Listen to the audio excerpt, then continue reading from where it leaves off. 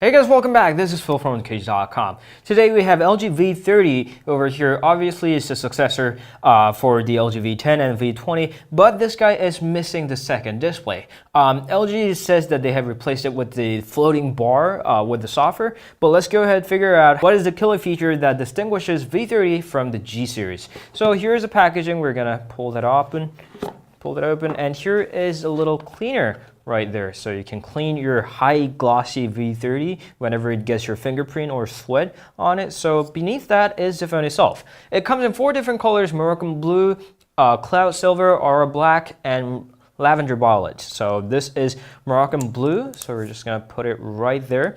And there is a little packet consisting of a manual and the SIM card removal pin. We're gonna take a look at that just in a second.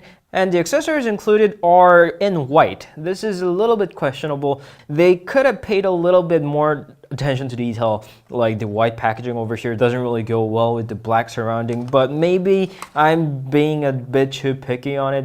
Who knows? There is a B&O Play pair of headphones. I believe that this is limited to some of the regions. There's a USB Type A to USB Type C adapter. You can use this for a full-size accessories like your USB flash drives, or to transfer your data from your older phone to your new V30. And there is a USB Type C adapter from micro USB if you want to use your older accessories, and the USB Type C to Type A cable so you can charge your phone, or of course transfer their data. And then there is the charger. This is a classic good old charger. It says fast charger right there. It outputs in 5 volts 1.8 amps or 9 volts 1.8 amps. So that's Quick Charge 2.0 standard. The device itself supports the both Quick Charge 3.0 and USB power delivery. So if you want a latest innovation on the charging technologies, you can definitely get a charger on your own for a higher output or more advanced power managing capabilities. And let's get back to pair of headphones. So inside that is the B&O Play pair of headphones. It's got a very unopenable plastic wrapper, and of course the pair of headphones that look like this. The cable is made out of fabric, it's finished in fabric, and it comes with 3.5mm of standard headphone jack. That means the phone itself definitely has the headphone jack, and that's pretty much it. Inside the packet, since we're detailing every single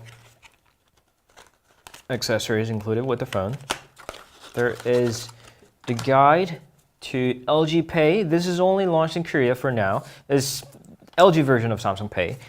Quick start guide, data transfer guide, and a SIM card tray removal pin right there. And that's all it has. Now, let's take a look at the phone itself. It's protected with the plastic right here, so we're gonna pull that open like that, and there's a 6 inches of a QHD full vision display. So although this is 6 inches in size, it's an 18:9 ratio. So this is not as big as your conventional traditional 6-inch displays. There's a receiver on top, 5 megapixels of a front-facing camera, sensors, and then there's no LG logo on front, which has moved to the back to yield more space to the screen itself rather than the logos or the bezels. There's a power key with the integrated fingerprint reader and 2 cameras, 16 megapixels and 13 megapixels, standard angle and wide angle, same as the combination that LG has been using since the G5. And the LED flash, laser autofocus, and B&O Play logo right there, which might not be present in all of the variants over the world. LG logo is there, and that's pretty much it.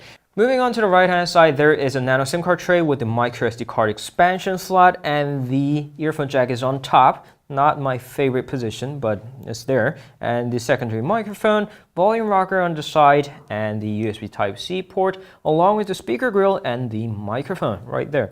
And that's pretty much it. The rear is actually better than I thought. It looks better than it did on the photo.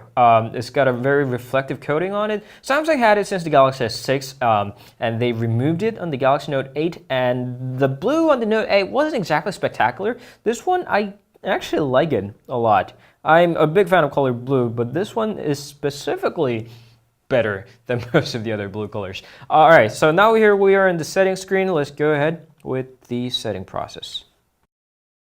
All right, here we are at the launcher, and this is LG UX 6.0. This is the latest version of the LG UX. You can swipe to the right-hand side of the phone, and there are a lot of apps lining up. That's because this does not have a dedicated app drawer button. The apps are lined up there. If you don't like that, you can switch to the launcher with the dedicated app drawer button. And that's what exactly I'm going to do as soon as I start using this phone as my daily driver. And the display that you see all these features through is the LG's own AMOLED display. It's from LG Display. It is AMOLED. LG likes to call it OLED for some reason, maybe because Samsung has copyrighted the term AMOLED. But this is AMOLED. This is not a PMOLED, obviously. So this is an AMOLED panel. And this is their first attempt to use one for a flagship smartphone. There has been G Flex, G Flex 2, but they were not quite the flagship. So flagship, AMOLED, first in LG. And the panel itself doesn't look too bad.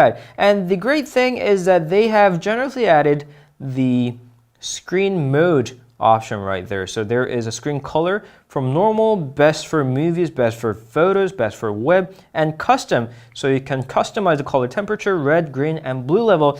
A feature that I have been asking for LG for a very long time, but now they have the feature right there. The display supports DCI-P3 wide color gamut, and it also is capable of HDR10 display.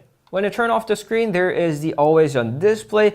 And talking about the always-on display that replaced the second display, you can also enable the floating bar that works via software that works just like the second display that the V10 and V20 had. I usually believe that having a dedicated hardware is better than a software way of doing things, but we'll see if it's as good as the second display itself.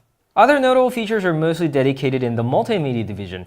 This is world's first f1.6 camera in mobile phone, thus giving you brighter and clearer photos in the low lighting conditions, along with the glass crystal clear lenses built in right there.